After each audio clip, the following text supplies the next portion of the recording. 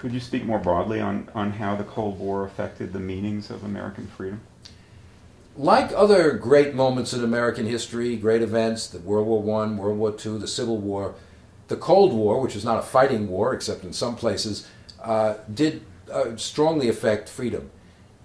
The battle between American democracy and Soviet communism elevated certain elements of our society to central roles in the idea of freedom, particularly what comes to be called free enterprise as opposed to Soviet communism.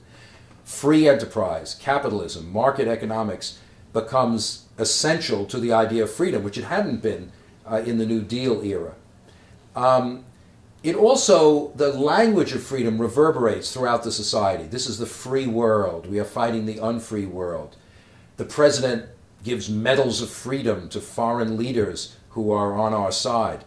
The problem is freedom becomes almost a cliche. Many of those foreign leaders who get the Medal of Freedom are tyrants in their own country. The Shah of Iran, President Marcos of the Philippines.